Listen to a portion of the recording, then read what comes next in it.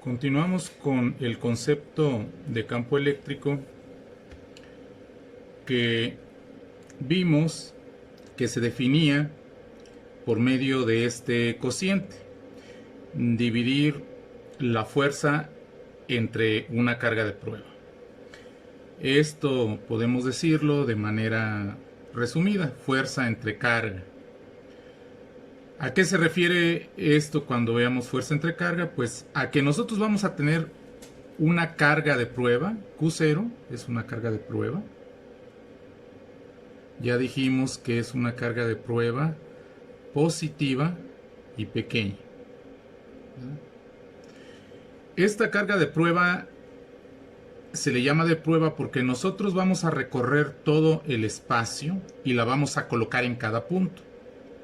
A medida que nosotros recorramos todo el espacio y la vayamos colocando en cada punto, entonces vamos a ir midiendo qué fuerza experimenta en cada punto. La fuerza, como vimos en el primer curso de física, es una cantidad vectorial. Una fuerza tiene dirección y tiene magnitud. Como tiene dirección significa que es un vector.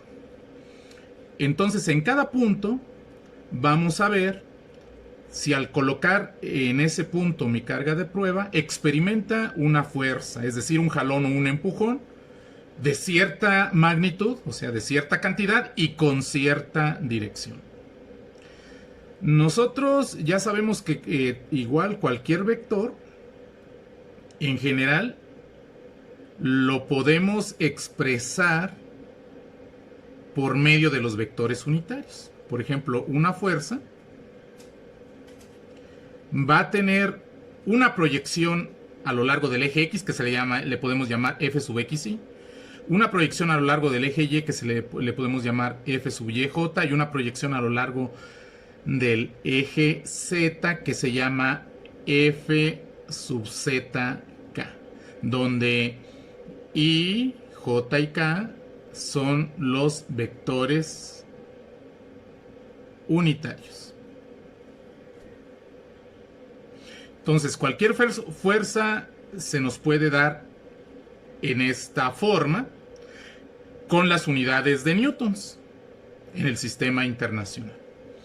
La carga en el sistema internacional, como hemos visto al principio de este curso, se mide en coulombs debido a una de las primeras personas que hizo un estudio sobre la ley que lleva ese nombre.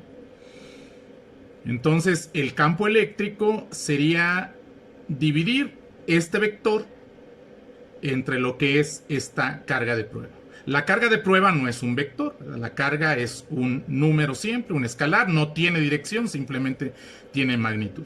Entonces, dividir un vector entre una magnitud significa que cada una de sus componentes, que así se les llama a los coeficientes de los vectores I, J y K, va a ser dividido entre la magnitud de esa carga de prueba. Entonces, en este caso, E en P sería Fx entre el Q0 por I más Fy entre Q0 por J más Fz entre Q0 por K. Si nos dan la fuerza dando sus tres proyecciones o sus tres componentes, yo puedo calcular el campo con esa simple operación de cada uno de estos coeficientes, que se llaman componentes del campo. Esa es la definición entonces de campo eléctrico. Se simboliza con la letra E de eléctrico justamente, y sus unidades son newtons sobre coulomb, porque newtons son las unidades de fuerza y coulomb son las unidades de la carga. Entonces, en cada punto del espacio, si nos dan la fuerza o si medimos la fuerza, podemos obtener la magnitud del campo. Vamos a ver un ejemplo sencillo con el caso del átomo de hidrógeno, ¿verdad? Entonces, consideremos el átomo de hidrógeno.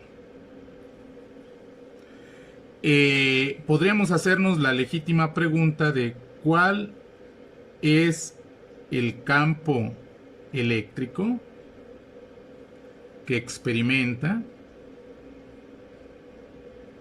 el electrón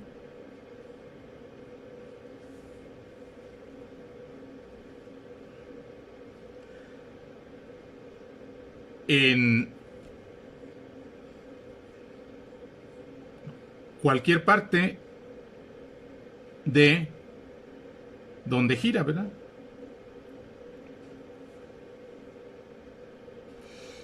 Nosotros ya sabemos que esquemáticamente un átomo de hidrógeno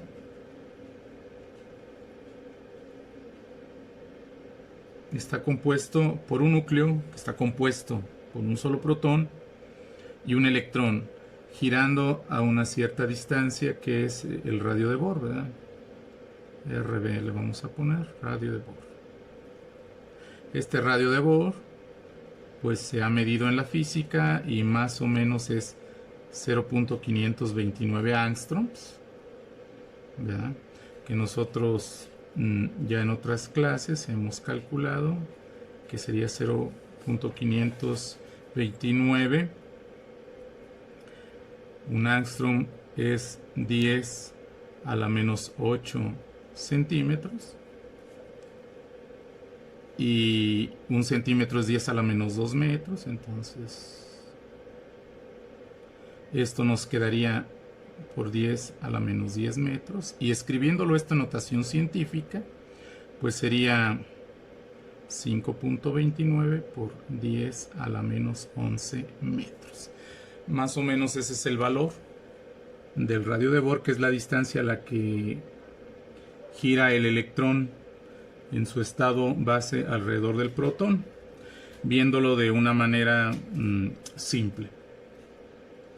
Ahora, obviamente aquí el electrón experimenta una fuerza de atracción en cualquier parte, una fuerza de atracción. Esa fuerza de atracción nosotros la podemos calcular. Ahorita nada más la vamos a denotar con la pura letra F. Esa fuerza de atracción entonces tiene el valor de K por E al cuadrado sobre RB al cuadrado en este caso, ¿verdad?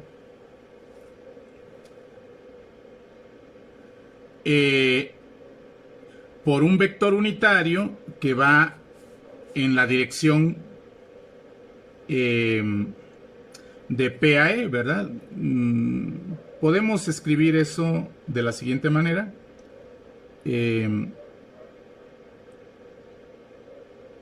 P, E, el vector, entre su propia magnitud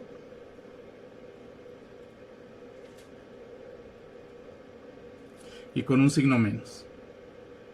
Acá. Esta sería la forma vectorial de escribir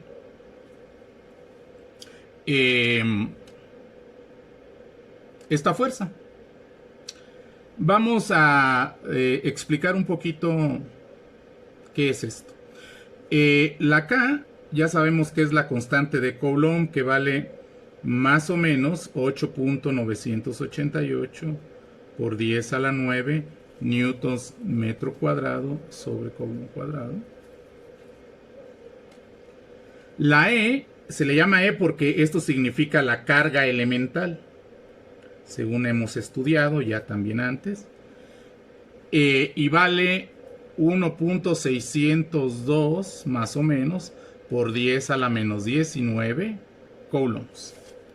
RB ya hemos dicho lo que vale, y aquí este vector ya dijimos que es el vector para ir del protón al electrón en cada momento. Es un vector móvil porque este anda girando, este electrón. Ahora, nosotros sabemos que la pura magnitud de la fuerza es nada más esto, sale de aquí. Esta parte, sin considerar el signo y sin considerar los vectores, es la magnitud. Ahora, en forma vectorial, todo esto es un vector unitario. Es un vector unitario. ¿Por qué? Porque si nosotros dividimos un vector entre su propia magnitud, ¿verdad? Este es un vector entre su propia magnitud, da un vector unitario. Entonces estamos dividiendo el vector que va del protón al electrón, ¿verdad? En cada momento, entre la magnitud de ese vector, ¿verdad? Voy a hacer otro dibujo para que quede claro.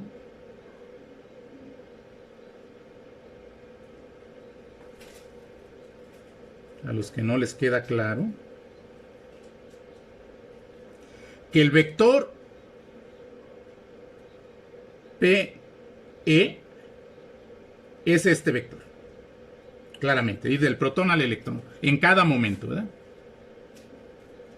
Y que la magnitud, o sea, el tamaño de ese vector, el tamaño de este vector, aquí faltó la flechita, ¿verdad? Ya con la flechita, pero al poner estas rayas de valor absoluto significa que se refiere uno, ya en total, a su puro tamaño.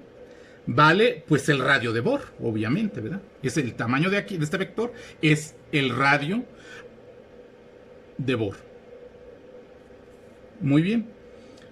Entonces, si nosotros cualquier vector lo dividimos entre su propia magnitud, siempre nos va a dar un vector unitario. ¿Qué significa un vector unitario? Que mide 1. Entonces, en realidad, este vector, que podemos nosotros ponerlo de forma más fácil, ¿verdad? Nada más que diga R unitario, así, ¿verdad? Entonces, nada más nos está especificando dirección en cada momento. Entonces R nos especifica la dirección R con un piquito aquí, que significa que es un vector unitario.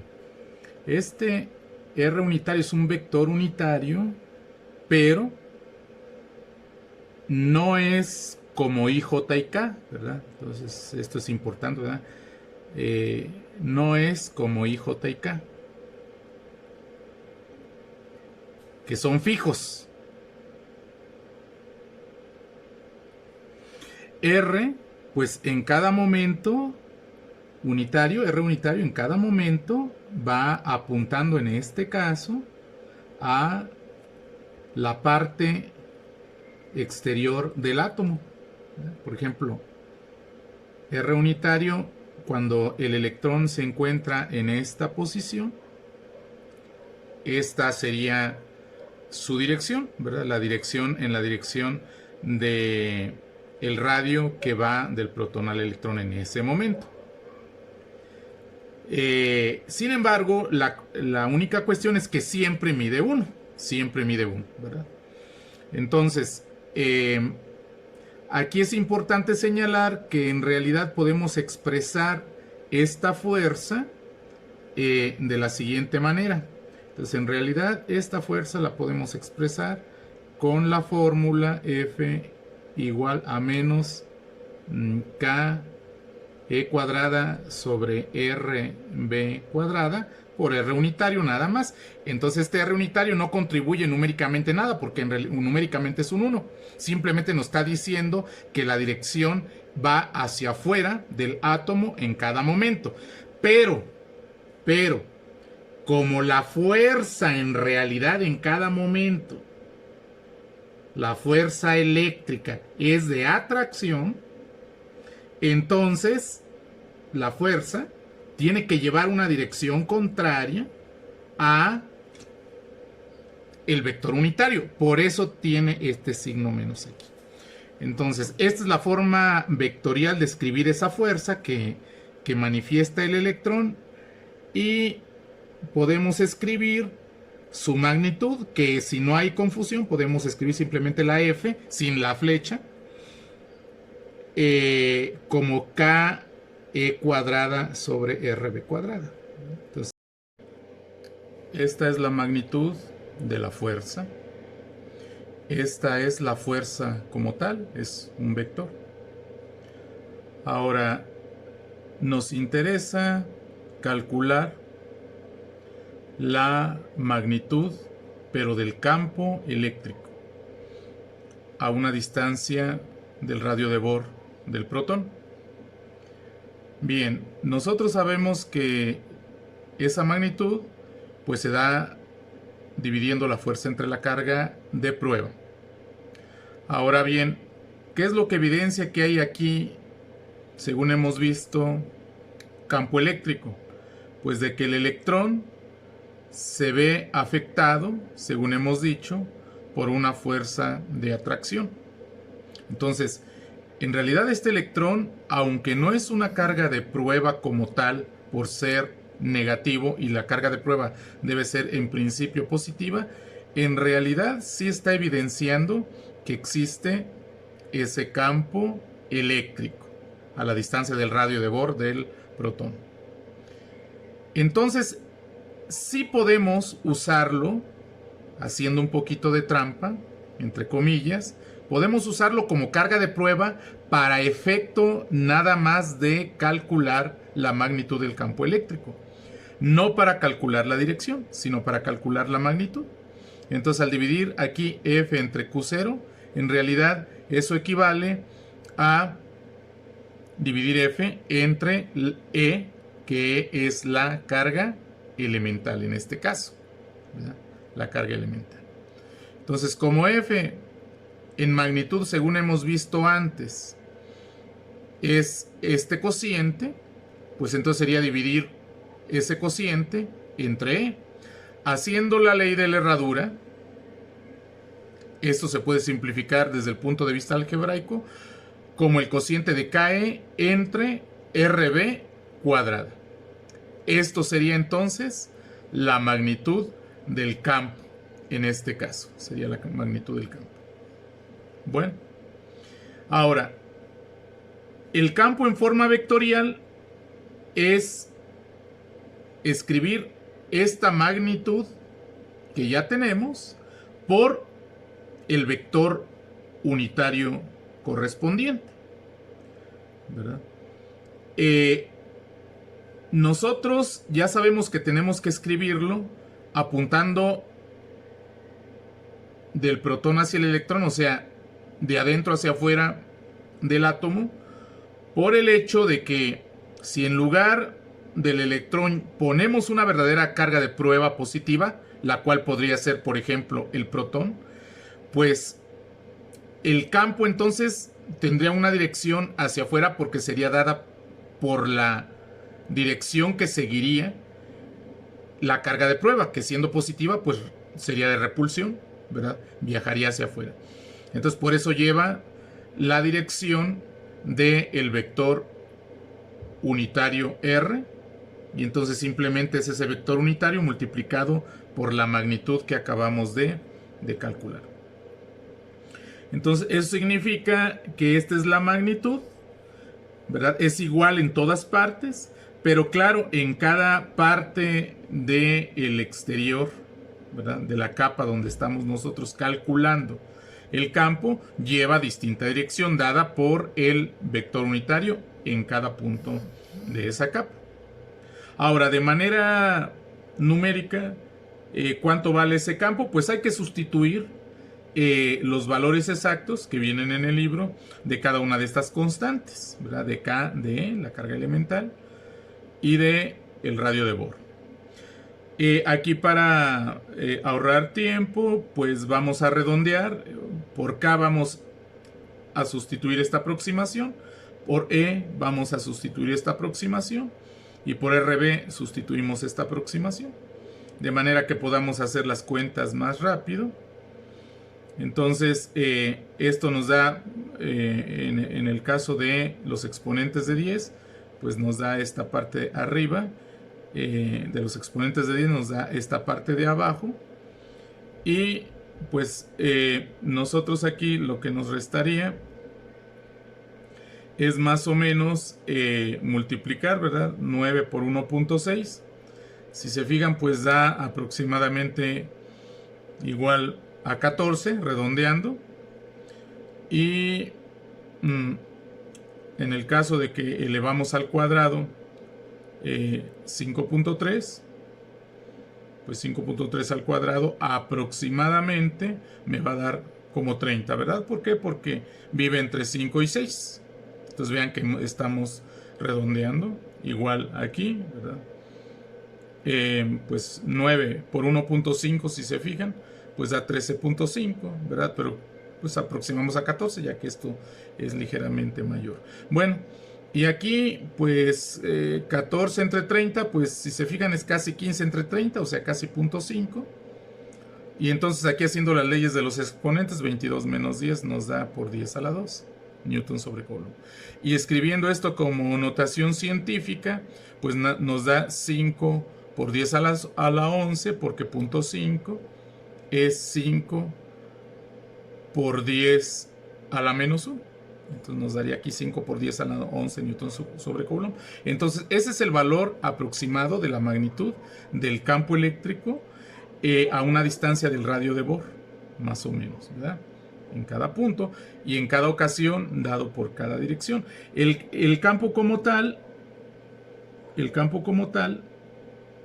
pues sería escribir, ahorita si lo queremos escribir el campo como tal en función del vector unitario en cada momento, pues sería esta cantidad más o menos igual a 5 por 10 a la 11